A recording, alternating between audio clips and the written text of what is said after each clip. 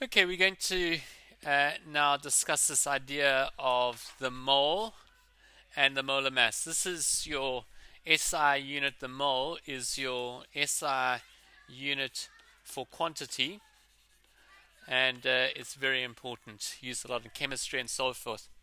Now, with atoms, because they are so small, it was difficult to actually um, quantify them. They scientists and physicists and chemists and so forth were looking for some sort of way to be able to quantify them. So they came up with this idea of a mole, and basically what they decided over here, and in the definition, um, it's the amount of a substance that contains the same number of atoms as 0.012 kilograms of the carbon 12 isotope. So they took carbon 12. Now, carbon 12 looks something like that. When they talk about, when I mention the word isotope, um, we realize that carbon can come, or all elements come, with the same atomic number. The small number over here is your atomic number, and that is the number of protons, how many protons you have. And this bigger number over here is your atomic mass number, and that is the number of protons plus neutrons. Or, in other, we use the word nucleons, the things that make up the nucleus of an atom. Now, you may also get carbon. It's got 6 protons. That's what defines the carbon. But it may be, say, carbon 14. That would be your carbon 14 isotope. And in this one, you've actually got 6 protons and you'll have 8 neutrons. So, what scientists decided to do was that they took the carbon 12 isotope. They took the carbon 12 isotope, so carbon 12, and they took 12 grams of carbon 12, and they found out how many atoms there were of carbon 12 in this 12 grams. And they came up with this number, 6.02 times 10 to the 23 atoms. And this number, 6.023 times 10 to the 23, they said if we've got that many atoms or that many particles or molecules or whatever we're dealing with, we have a mole of that. So that is the 1 mole basically means we've got 6.02 times 10 to the 23 of that. Now, Avogadro's constant is basically the same as that. It's Avogadro's constant is 6.02 times 10 to the 23. Now, the molar mass is the mass of 1 mole. So if you take 6.02 times 10 to the 23 of anything, and you take the mass of it, that is the molar mass. The molar mass is as it says over here, the mass of 1 mole of a substance. And this becomes really quite important. I wonder if I should let me just go down here and I'll just explain this a little bit more detail if I can just find myself a bit of space. Oh, here's a bit of space I can use. So let's just say take water, H2O. Now, if we want to find the molar mass of H2O, basically what we've got to do is we've got to find the mass number of each of these. Now, the molar mass, the way that we write this is a capital M. That's the symbol we use for the molar mass. And we put in square brackets and we take, now, if you go to the periodic table, you'll find your hydrogen is this. It's got an atomic mass of 1. But there's 2 of them. It's H2O. So there's actually 1 plus 1. That's for the 2 hydrogens.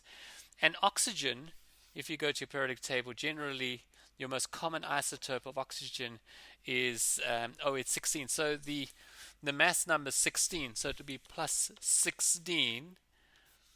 And that's grams per mole.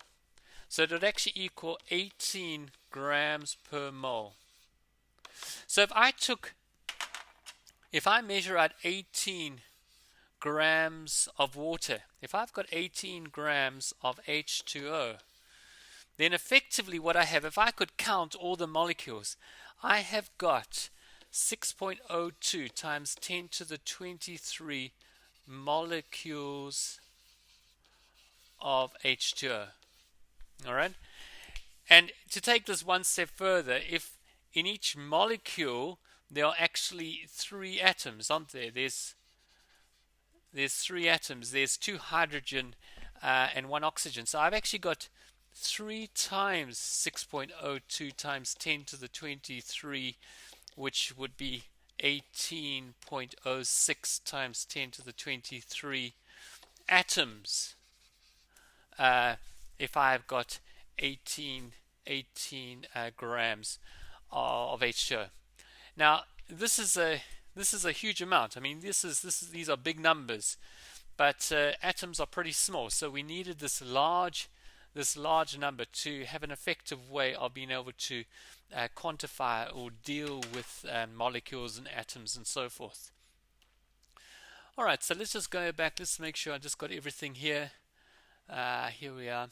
This is an important formula, that your number of moles, your N, is equal to the mass that you have over the molar mass. And perhaps I should just do an example of that for you. Let's just go down. Let me find myself some space again. Here we are. I've got some space here. Let's say you've got 200 grams of copper sulfate. Find the number of moles. Alright, so you'd have to find the molar mass of copper sulfate, CuSO4. And what you do is you go to your periodic table and you'd find the mass number for each of these. Now copper is, I think, about 64. I've sometimes forget, but I think from memory it's 64. 32 for sulfur, and oxygen is 16, so there's 4 oxygens, so it's going to be 16 times 4. So when we put this together, we're going to get, that's going to be 16 times 4, the 64, that's going to be 128, 130, 160 grams. So per mole.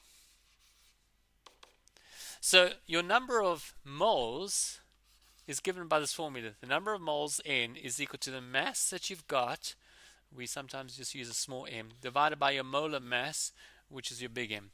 So the mass that we've got is actually 200 grams. So it's 200 divided by 160.